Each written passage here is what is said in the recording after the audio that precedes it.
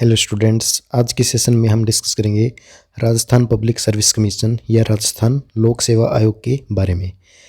तो संविधान के अंदर इसका उल्लेख जो है वो भाग 14 और अनुच्छेद 315 से लेकर 323 तक के अंदर है। ठीक है, यह एक संवैधानिक संस्था है। ठीक है, इसकी जो सदस्य संख्या की अगर हम बात करें तो प्रारंभ में इसके अंदर 3 सदस्य होते थे, एक अध्यक्ष और 2 अन्य।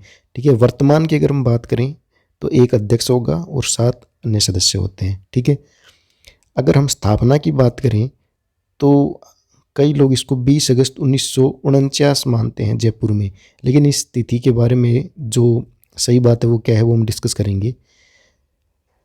देखिए, रियासतों की एकीकरण के पश्चात राजस्थान राजपत्र में दिनांक 20 अगस्त 1949 के प्रकाशन के अनुसार आरपीएससी अध्यादेश 1949 जो है वो प्रभाव में आया था, न कि स्थापना हुई थी। ठीक है, लेकिन इसको 20 अगस्त 1949 ही मानते हैं कई लोग, लेकिन ये सही डेट नहीं है। ये ऑफिशियल डाटा से मैं आपको ये बात बता रहा हूँ, जो ऑफिशियल वेबसाइट है वहाँ पर ये एज इट इज़ लिखी हुई है ये चीज़ें।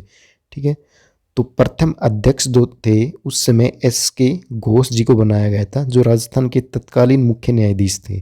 ठीक है, अगर हम प्रथम स्थायी अध्यक्ष की बात करें तो उनके बाद एस.सी. त्रिपाठी जी को स्थायी अध्यक्ष बनाया गया था। ठीक है, अब ये देखिए क्या लिखा है। अध्यादेश की धारा 1(3) के मुताबिक उक्त अध्यादेश आगामी 22 दिसंबर 1949 को प्रभाव में आना बता रखा है। इस तिथि को नियुक्ति बाबत नोटिफिकेशन का गजट में प्रकाशन किया गया था। ठीक है, और आरपीएससी की स्थापना 22 अगस्त 1949 को हुई थी। ठीक है, ना कि 20 अगस्त 1949।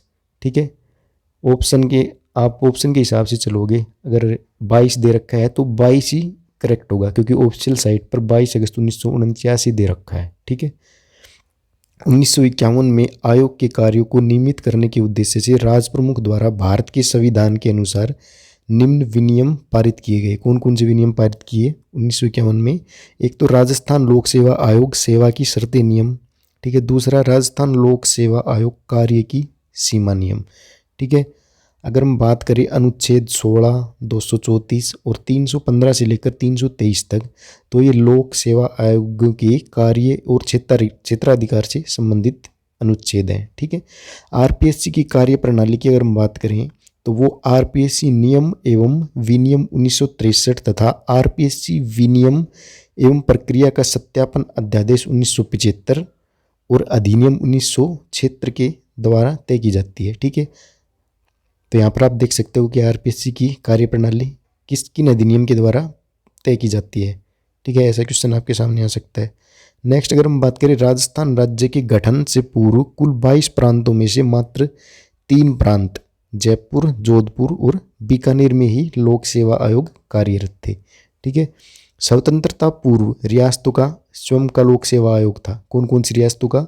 जोधपुर, जयपुर और बीकानेर का। जोधपुर का 1939 में, जयपुर का 1940 में और बीकानेर का 1946 में बना था। ठीक है, अगर आरपीएससी की स्थापना की अधिसूचना या अध्यादेश कब जारी किया गया? 16 अगस्त 1949 को। ठीक है, अनुच्छेद 315 की अगर हम बात करें, ये क्या कहता है कि संघ लोक सेवा आयोग के गठन का प्रावधान करता है।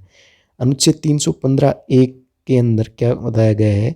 स्टेट पब्लिक सर्विस कमीशन का गठन, जैसे आरपीएससी हो गया, HPSC Haryana public service commission, इनका गठन। और 315(2) के अंदर ज्वाइंट पीएससी के गठन के बारे में बताया गया है। ठीक है, कि 2 राज्यों के बीच आयोग जो होता है उनको बोलते हैं ज्वाइंट पब्लिक सर्विस कमीशन। ठीक है, अगर अनुच्छेद 316 की बात करें तो वहाँ पर अध्यक्ष और सदस्यों की नियुक्ति, कार्यकाल, पदावधि और त्यागपत्र का उल्लेख है। ठीक है, नियुक्ति कौन करता है इनकी? अध्यक्ष की और सदस्यों की राज्यपाल के द्वारा नियुक्ति होती है। ठीक है, आद्य सदस्यों को कितने वर्ष का प्रशासनिक अनुभव होना चाहिए? 10 वर्षों का। ठीक है, कार्यकाल की अगर हम बात करें तो 6 वर्ष या 62 वर्ष आयु, जो भी पहले हो। ठीक है, मैक्सिमम कार्यकाल 6 वर्ष का होता है। अगर किसी की एज 62 वर्ष हो गई तो उसे त्यागपत्र देना होगा। ठीक है, त्यागपत्र किसको देगा? राज्यपाल जी को। ठीक है, कार्यकाल समाप्ति के बाद अध्यक्ष व सदस्य लाभ का पद ग्रहण नहीं कर सकते, लेकिन अन्य पीएससी में अध्यक्ष बन सकते हैं, ठीक है। जैसे राजस्थान पब्लिक सर्विस कमीशन में थे सदस्य, ठीक है, तो वो अन्य पीएससी, कोई भी पीएससी में अध्यक्ष का पद वो ग्रहण कर सकते हैं। और यूपीएससी में अध्यक्ष और सदस्य भी बन सकते हैं, ठीक है, अन्य कोई भी लाभ का पद नहीं ले सकते, ठीक है। अनुच्छेद 317 की बात करें तो सदस्यों और अध्यक्ष को हटाने की प्रक्रिया के बारे में उल्लेख किया गया है। किन आधार पर हटाया जा सकता है? दिवालिया होने पर, कदाचार के आरोप लगने पर, लाभ का पद ग्रहण करने पर या पागल होने पर, ठीक है। अगर जांच के दौरान इनको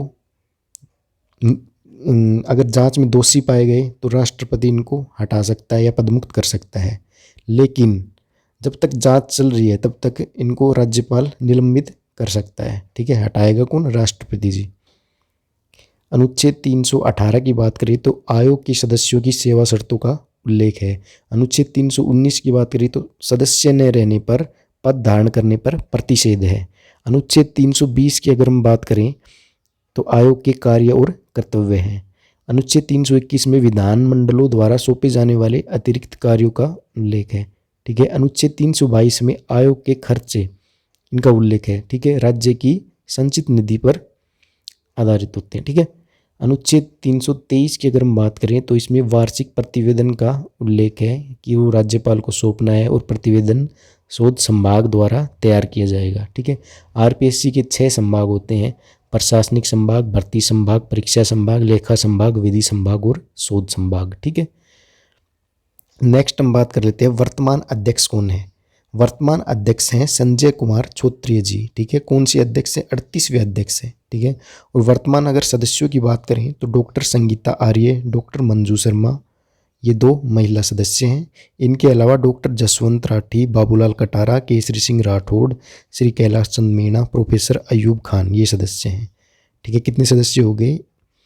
यहाँ से आप 1 2 3 4 5 6 7 सदस्य, ठीक है, और एक अध्यक्ष, तो 1 + 7 टोटल 8 मेंबर्स हो गए। एक अध्यक्ष होगा, 7 सदस्य होंगे, ठीक है। अगर हम वर्तमान सचिव की बात करें तो वो है रामनिवास मेहता जी, 74वें सेक्रेटरी हैं।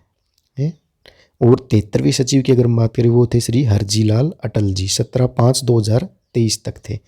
अगर हम बात करें संजय कुमार छोत्रिय से पहले स्थायी अध्यक्ष कौन थे? वो थे डॉक्टर भूपेंद्र राठी, 35वें, ठीक है। अगर हम बात करें कि 36वें और 37वें कहाँ गए, क्योंकि संजय कुमार छोत्रिय जी तो 38वें हैं, तो जो 36वें और 37वें थे वो अस्थायी थे, ठीक है। कौन थे? डॉक्टर शिव सिंह राठौड़ और श्री जसवंत राठी। स्थायी सदस्य नहीं थे, अस्थायी सदस्य थे, ठीक है। तो संजय कुमार छोत्रिय जी से पहले स्थायी अध्यक्ष की अगर हम बात करें तो भूपेंद्र राठी जी थे, ठीक है। नेक्स्ट हम बात करते हैं प्रथम अध्यक्ष की। प्रथम अध्यक्ष कौन थे? एस.के. घोष। प्रथम स्थायी अध्यक्ष की बात करें तो एस.सी. त्रिपाठी जी। प्रथम सचिव की बात करें तो श्याम सुंदर शर्मा जी। प्रथम महिला सचिव की बात करें तो ओटीमा बोर्डियो जी, ठीक है। सर्वाधिक कार्यकाल वाले अध्यक्ष की बात करें तो डी.एस. तिवारी जी। न्यूनतम कार्यकाल वाले अध्यक्ष पी.एस. यादव। अध्यक्ष व सचिव दोनों पद पर कौन रहे थे? एन.के. बेखा। और पूर्व महिला सदस्यों की अगर हम बात करें तो कौन कौन थी? एक तो राजकुमारी गुज्जर, दूसरी दिव्या सिंह, प्रकाशवती शर्मा, कमला भील, कांता खतूरिया। तो ऐसा प्रश्न भी आपके सामने आ सकता है कि निम्न में से कौन पूर्व महिला सदस्य रही है? आरपीएससी की पूर्व महिला सदस्य रही है, तो ये भी पूर्व महिला सदस्य रही है, ठीक है। अगर हम बात करें क्वेश्चनों की तो फर्स्ट क्वेश्चन हमारा, राजस्थान लोक सेवा आयोग के सदस्य अपना इस्तीफा किसको सौंपते हैं? किसको सौंपेंगे? राज्यपाल को सौंपेंगे। राजस्थान लोक सेवा आयोग के सदस्यों की संख्या निर्धारित करने की शक्ति किसको प्राप्त है? राज्यपाल को, ठीक है। लोक सेवा आयोग अपना प्रतिवेदन किसको सौंपता है? किसको सौंपेगा? राज्यपाल को। राजस्थान लोक सेवा आयोग का गठन कब हुआ? 20 अगस्त 1949। राजस्थान लोक सेवा आयोग के प्रथम अध्यक्ष कौन थे? एस.के. घोष। सत्यनारायण राव समिति की सिफारिश पर लोक सेवा आयोग को जयपुर से कहाँ स्थानांतरित किया गया? अजमेर में, ठीक है। राजस्थान लोक सेवा आयोग के अध्यक्ष तथा सदस्य को निलंबित करने की शक्ति किसे है? मुख्यमंत्री, मुख्य सचिव, राज्यपाल? कोई नहीं, ठीक है। तो अध्यक्ष और सदस्यों को निलंबित कौन कर सकता है? कोई नहीं, ठीक है। लेकिन हमने अभी पहले देखा था कि अगर कदाचार आरोप वगैरह अगर लग सकते हैं तो इनको पद से हटाने की शक्ति किसको है? अगर आरोप सिद्ध हो जाएं तो राष्ट्रपति हटा सकता है। लेकिन इनमें से कोई नहीं हटा सकता। ठीक है, नेक्स्ट हम क्वेश्चन की बात करें। राज्य लोक सेवा आयोग का प्रमुख कार्य है। आयोग अपना वार्षिक प्रतिवेदन राज्यपाल के समक्ष प्रस्तुत करता है, या वह राज्य की सेवा में विशेषज्ञता वाली नीतियों की पद्धति बनाता है। ठीक है, राज्य सेवाओं में नियुक्ति के लिए परीक्षा का संचालन, सरकार को पदोन्नति, अभ्यर्थियों की योग्यता तथा अनुशासन संबंधी मामलों पर परामर्श देता है। तो ये सभी कार्य किसके हैं? आरपीएससी के। यदि राजस्थान लोक सेवा आयोग का अध्यक्ष सदस्य अपने पद से मुक्त होना चाहे तो वह अपना त्यागपत्र किसे संबोधित करेगा? राज्यपाल जी को। ठीक है, निम्न में से किस मामले में राज्य लोक सेवा आयोग से परामर्श नहीं लिया जाता है?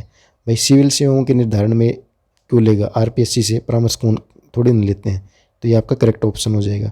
नेक्स्ट अगर हम बात करें, निम्न में कौन सा द्वितीय प्रशासनिक सुधार आयोग द्वारा राज्य लोक सेवा आयोग के कार्यों के बारे में सुझाव नहीं दिया गया?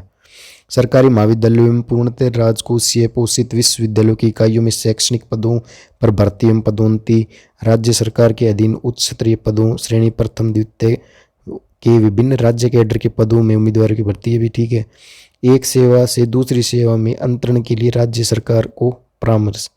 ठीक है, तो ये ऑप्शन आपका सही हो जाएगा, ये नहीं लिया जाता सुधार। ठीक है, 2 या अधिक राज्यों के लिए संयुक्त लोक सेवा आयोग का गठन कौन करेगा? राष्ट्रपति जी। ठीक है, संयुक्त लोक सेवा आयोग की भी तो हमने बात की थी। ठीक है, कौन करेगा? राष्ट्रपति। राज्य लोक सेवा आयोग का सदस्य सेवानिवृत्ति के पश्चात जिसके लिए पात्र है वह नियोजन है संघ लोक सेवा आयोग का सदस्य अथवा अध्यक्ष। ठीक है, राज्य लोक सेवा आयोग के अध्यक्ष तथा सदस्यों को साबित कदाचार तथा असमर्थता के आधार पर कौन पद मुक्त कर सकता है? देखो हमने पढ़ा था ये क्वेश्चन, राष्ट्रपति पद मुक्त कर सकता है। ठीक है, भारतीय संविधान के किस अधिनियम के द्वारा राज्य लोक सेवा आयोग अपना प्रतिवेदन संबंधित राज्य के राज्यपाल को सौंपते हैं? अधिनियम 323 के अनुसार। राजस्थान लोक सेवा आयोग के सदस्यों का कार्यकाल कितना होता है? 6 वर्ष या 62 वर्ष आयु? एज इट इज हमने पढ़ा था। ठीक है, नेक्स्ट हम बात करें, क्या 2 या अधिक राज्यों के लिए एक संयुक्त लोक सेवा आयोग का गठन संभव है? हाँ, ऐसा संभव है, हमने पढ़ा था ये क्वेश्चन भी। राजस्थान लोक सेवा आयोग का प्रशासनिक कार्य किस अधिकारी द्वारा संपन्न किया जाता है? किसके द्वारा? सचिव के द्वारा। ठीक है, संविधान के किस अनुच्छेद द्वारा राज्य लोक सेवा आयोग का प्रावधान किया गया है? अनुच्छेद 315 के अंदर। ठीक है, राज्य लोक सेवा आयोग का प्रमुख कार्य है भाई प्रशासन का निर्वाचन नहीं, प्रशिक्षण भी नहीं। ठीक है, तो ऑप्शन क्या हो जाएगा? कोई नहीं। ठीक है, राज्य लोक सेवा आयोग के वे किस निधि पर आहरित होते हैं? राज्य की संचित निधि पर पढ़ा था हमने ये भी। राज्य महाधिवक्ता व राज्य लोक सेवा आयोग के अध्यक्ष और सदस्यों की नियुक्ति कौन करता है? राज्यपाल। ठीक है, अगर हम बात करें स्वतंत्रता से पूर्व राज्य की निम्न में से किस रियासत में लोक सेवा आयोग के माध्यम से भर्ती की जाती है? बीकानेर, जोधपुर, जयपुर, हमने पढ़ा था, तो उपरोक्त सभी हो जाएगा। नेक्स्ट हम बात करें, प्रारंभ में राजस्थान लोक सेवा आयोग में अध्यक्ष के अलावा कितने सदस्य बनाए गए थे? तो आंसर हो जाएगा 2। नेक्स्ट हम बात करें, वर्ष 1949 में राजस्थान लोक सेवा आयोग की स्थापना कहाँ हुई थी? जयपुर के अंदर। ठीक है, राजस्थान लोक सेवा आयोग के गठन का अध्यादेश कब जारी किया गया? 16 अगस्त 1949 को। नेक्स्ट हम बात करें, राजस्थान लोक सेवा आयोग के अध्यक्ष के रूप में निम्न में किसका कार्यकाल सबसे लंबा रहा है? DS तिवारी जी का।